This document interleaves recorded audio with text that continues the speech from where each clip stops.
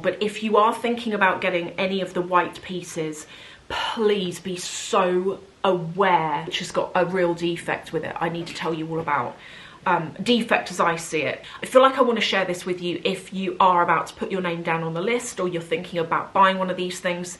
What I'm about to show you is something that you're probably going to want to know about. Hey everyone, welcome to another video. I want to talk about well, it's quite exciting for me at least, but the 2025 collaboration, I think is to celebrate 20 years, although it can't be to celebrate 20 years because I remember the collaboration coming out initially in 2003, but the collaboration between Louis Vuitton and Murakami. And this was a collaboration that when I was an older teenager, younger 20s, this was a collaboration that I was obsessed with, but obviously I had no money, so I didn't own anything from it. And I actually bought my first piece in, I think it was either 2010 or 2011. It was one of the two. It was right before all of it got discontinued. But I want to talk about things that, I could be really wrong actually, but I want to talk about things that I don't feel other people are talking about, because you've probably all seen the prices now, even though we are going to go over prices. You've probably all seen the prices. You've probably, you know, on Instagram and the like, seen loads of the leaked pictures. Although, let's be honest, Louis Vuitton probably leaked them themselves, and it wasn't really a leak, it was a teaser. But we're going to go over all of that, and I want to just share some stuff with you that if you think you're going to be able to get one of these, maybe you're like a top customer or something, I want to share some stuff with you that I think might sway your decision on whether you get the black, whether you get the white, whether you buy it at all from this collection. So I'm going to go through that. I also want to tell you, you know, I bought a Murakami piece in Tokyo. I've made a massive, huge mistake buying it, and I need to share that with you because I wish I did not buy this bag now, and I can't even think about it. I've put it in the cupboard. I haven't even used it yet. When I look at it, all I can think about is how much I was ripped off on it. Not ripped off necessarily because of the brand, but because of the tax I ended up paying on top of it. It just ended up being a very overpriced bag, and it's ended up being a bag that is not worth what I paid. And you know, although I do buy bags because I love them, and that is a big thing for me, I always like to think about, I like to know I've not been ripped off. And I think I've ended up with a bag here, which if I ever decided to sell it, I'm never going to get back the money I spent on it. I'm going to take nearly, I would say, a £700 hit. So I'm going to go through that.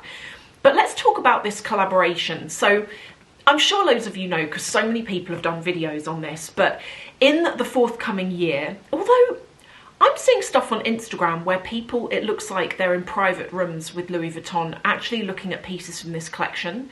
And so I wonder whether there's definitely going to be wish lists, people taking deposits and such, but I wonder whether actually a lot, you know, it's already out, it's just not been launched, which is quite plausible.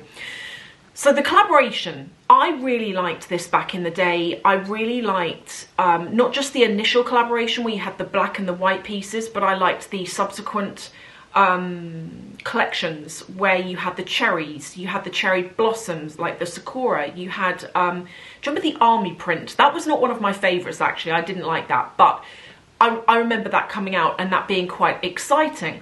And I think that what Murakami did when he collaborated with Louis Vuitton is he took a very traditional brand and he made it quite youthful, very youthful. And I think that we saw in the early 2000s the start of influencing, where you had the paparazzi taking photos of younger celebrities carrying these bags, whether it was the gold Louis Vuitton holdalls or whether it was the Murakami pieces. You had celebrities being photographed with it, and certainly for myself and my friends, those photos definitely made us want those pieces even more. And the same thing goes with the saddlebag. You know, when the saddlebag came out, so many top celebrities were in like magazines at the time and such, and online wearing these pieces, and as a young person it made you like want them really badly actually. So what do I think of this collection? I'm really excited that it's back. I have seen some people kind of saying, oh, you know, is it a bit passé now? Is it a bit, you know, very Y2K? And I think it is a very Y2K collection. I feel like it's a collection that can be quite hard to style with an outfit. And that was something that I always found with it when I bought the piece that I'm going to show you in a second. I found that it was quite a hard item to style because it is so kind of like leery in terms of its design. You can make it work, and I think that we're going to see loads of influencers as these pieces come out in the spring. I think we're going to see loads of influencers taking these pieces, styling them and showing us ways that we can wear them, which I think is going to be great. I'm really curious to know whether after the initial launch, whether that's going to be it, because I foresee queues. I foresee a lot of this stuff being sold out before it even hits the shelf. You know, a lot of brands do this, like most of these luxury brands do this, where there is a PDF, shall we say, or a selection of images that gets sent round on WhatsApp to top customers. And you're invited to place a deposit, which means that as soon as the item arrives, it's yours. You haven't got to fight for it, it's yours. And you know, Chanel do this, Dior do this, Fendi, all of the brands do it, and it is a really normal practice. And so I think we're going to find that a lot of the top pieces are unavailable from day one. As I say, I know loads of you who are into your bags, you already know about this, and then we're going to see, and it does drive me mad, we're going to see resellers flipping stuff. I think we're going to see a lot of marketplaces where these pieces, brand new, are being sold for a lot more money than they actually are if you're able to get hold of them in the first place.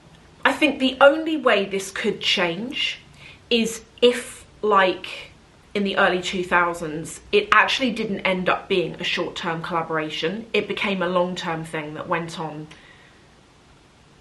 how many years? Nearly 10 years. You know, as I say, when I bought the bag that I've got, which has got a real defect with it, I need to tell you all about. Defect as I see it, which again, I feel like I want to share this with you if you are about to put your name down on the list or you're thinking about buying one of these things. What I'm about to show you is something that you're probably going to want to know about. But I think unless this collaboration ends up being long-term like it was in the first place, I think it's going to be very hard to get hold of. Okay, so let me share with you some of the things that I don't feel like people are necessarily talking about. I'm sure someone is, but not that I've seen, and things that I want to share with you. If you're thinking about getting the white, certainly, so this is from I think it's either 2010 or 2011 is when I got this. This was called Chrissy, this bag is the style name of the bag. And a couple of things to let you know. First of all, if you get the pieces that have hardware on them, I haven't seen any yet in the leaked pictures that have got studs, but I have seen that they've got little metal corners. The hardware is very heavy, and this is a really, really heavy bag, which is one of the reasons why I stopped using it. I literally used this for about a month, and because of something I'm going to tell you as well, I stopped using it. So the hardware is heavy. Just to make you aware of that. That might not be a problem for you, but it's an annoying bag because of the weight. The other reason why I stopped using this is, and this goes for all Louis Vuitton in my opinion, but their hardware is so soft and it scratches really badly. And I'm going to come in closer and show you the condition of this hardware after using it for literally a month back in the day and actually being very careful with it. So I'm hoping you can see here. So this is the clasp that opens and closes, and if I lift it up, can you see just there, it is quite scratched, and it started happening down here as well, and even these toggles either side, as this would clip closed and slide about a bit as you try and find the bit to clip it into, scratches were starting to appear. Quite prominently, I feel. I mean, obviously you'd have to look for them, but I knew they were there and I didn't really want to make it any worse. So that's the first thing to make you aware about. You might be watching this thinking, that would drive me absolutely mad. I know that it would ruin my experience with the bag. Maybe go for a piece that doesn't have a lock like this where the metal of the lock can scratch against the actual lock itself. Go for something that's maybe just got a zip on it, or even the padlocks. The padlocks scratch up, but you can kind of ignore that. But when it's something I feel as noticeable as the lock here, which is quite a big feature of the bag, then I feel it was a problem. The other thing to let you know about, if you're going to get the white, dye transfer. It goes without saying that if you get a pale coloured bag or pair of shoes or anything, it's going to dye transfer if you wear darker clothing, particularly jeans or anything like that. But in my experience with this bag in the white, the dye transfer issue is so prominent. So a couple of months ago, I was reordering the bags that I have, and I had this, I didn't have it in its dust bag, but I had it on the shelf and it was propped up next to a black bag. I remember it only really being a week because I was very much in the middle of clearing it out because it was kind of annoying me. I took the bag out and I didn't notice it at first, but then when I went to put the bag in its dust bag, I noticed dye transfer all over the back. Thank God it's on the back, but I'm so annoyed because this bag was pristine because I hadn't used it, and I need to show you this. So if you look here, I have dye transfer there. I have it there. It's here. It's here. It's here. Up here. In this area. Here, there's a bad bit there. And I'm just so disappointed that that has happened, because for me this was a pristine bag that was from, you know, it's really quite an iconic piece, and I feel like it's, to me, I feel like it's ruined. So that's just something I really wanted to share, because if you, I know the white pieces are going to be really popular because it looks like that, from what I've seen, I'm seeing more white pieces in the leaked pictures than I am the black pieces. And I don't know whether it's going to be predominantly the white pieces that are available, but if you are thinking about getting any of the white pieces, please be so aware of dye transfer. This bag, it's not like I wore it rubbing up against jeans for a couple of days. It was stationary next to a black handbag. That was it. That's what did that. And the black handbag it was up against, it wasn't a cheap bag. It hasn't been painted. I haven't put any polish on it or anything like that. I was actually shocked that the bag that did this did it in the first place. So if you are thinking about getting the white, just please, like, really think about it, whether you'd rather get the black instead. If you want to use and enjoy this bag, and you do tend to wear some darker clothing from time to time, just bear it in mind. I do have a wallet as well that David actually got me this about a year after I got that bag. He got it for me for Christmas so that I had like the matching set. This isn't in too bad condition considering, but if I show you the inside, it's got quite a nice like cranberry red interior, and this isn't so bad. I mean, the stitching along here looks quite grubby and dirty now, but you would imagine that, you know, on a wallet. But there is not any dye transfer on this, but I really took care of this. And I used this quite sparingly as well, because I was worried about dye transfer. But let me talk to you about this bag, the bag that I deeply regret. Some of you may remember that when I was in Tokyo, this bag caught my eye. And I did the currency conversion on it, found out how much it was in pounds, etc. I didn't buy it there and then. I walked away and I got it a couple of days later. And I really thought about it. And one of the things I did, which I always tell you to do, is, particularly if you're going to an outlet place or you're buying vintage, Google it first. Because this is a good way of making sure you're paying an accurate price. So I paid £1,400 for this, just a little bit over £1,400, and all fine. And then I paid the tax on it. That was like over £300, making this bag over £1,700. Now, when I'd looked on Vestiaire Collective, there were not many of these at all, and what were on there were between £1,700 and £2,000. So I thought, okay, I feel like this price, yeah, it's at the top end.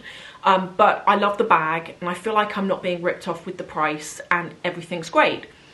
Then I get back home and what have you, and I was on the Luxury Promise website and I was looking for a very specific bag just to see if they had it. And can you believe it? In the recent time, they obviously have had one of these and it's gone up for sale. It's under £1,000. Under £1,000. That's like, I paid over £700 excess for this bag and I wish I didn't. But as I say, when I googled it, I couldn't see anyone else with this bag except for a couple on Vestiaire Collective that were expensive, all the same price as what I was about to drop. And I'm so disappointed. If I could take it back, I would, but the thing is, even if you return it, you can't get the tax back, so I'd still be 300 down, over 300 down. So this is like the thing with it, really, isn't it? And I've learnt my lesson.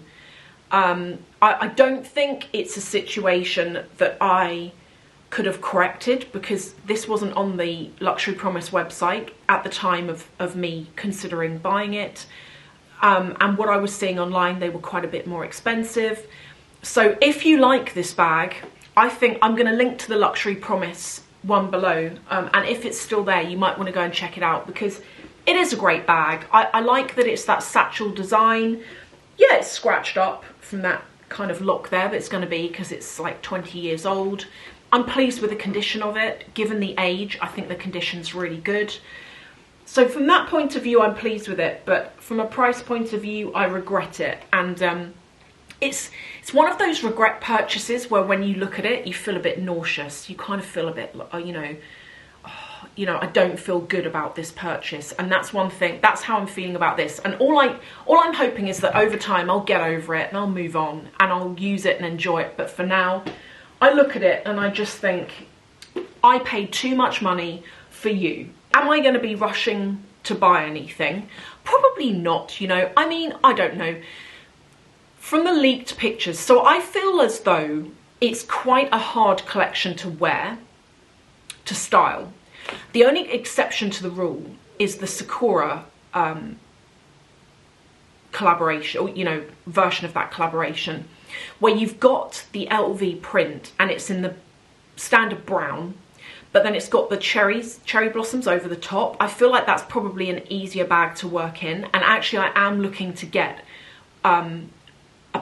is it called a papillon? You know, the cylinder version of that bag? That's why I was on Luxury Promise. I was looking for that bag.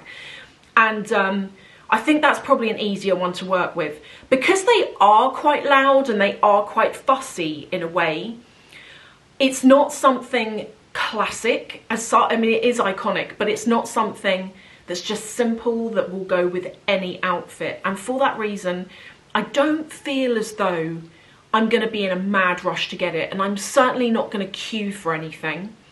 What I probably will do is I will be like, I do this on the aeroplane. You know when the plane lands and everyone jumps up and there's a big queue to get out and everyone's trying to get their luggage down.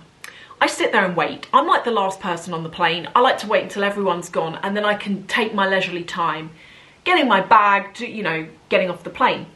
Probably going to do the same thing with these bags, you know. I'll wait until the excitement dies down. If they've all sold out, they've all sold out. If there are any available that I like, I might consider it, might have a look and consider it. By the way, here are some images of some of the bags in the collection. These are images I've been able to find online. And I will also put prices in here because the prices seem pretty reasonable actually, but we are talking about canvas, so just bear that in mind. Prices go from around about $2,800, exceeding slightly $5,000. It just depends on what it is that you are looking for. I do really like the Alma BB version, but as I've said, would I get it in the white? I do prefer the white, but I wouldn't get it in that because I just know it's a liability, that colour. It's just going to ruin in no time. So that's kind of my take on it. I do think that in the short term, they're going to be a good investment piece where if you can get them, if you are I think resellers are going to make money doing this. But then I think if they continue the collab and they become easier to get, then I think that the prices they command are going to naturally drop as supply increases and demand potentially drops as everyone gets a bit bored of it, maybe, you know, and they're used to it kind of being there. So that's kind of my take on it. But I would love to know, what do you think? What do you think of this collaboration coming back? Are you excited for it? Are there any pieces that you really want to get? Are you a VIP? Have you put your name down for anything? Have any of you seen these pieces in real life at this point? Let me know in the comments. I would love to know. Thank you all for watching, and I will see you in the next video.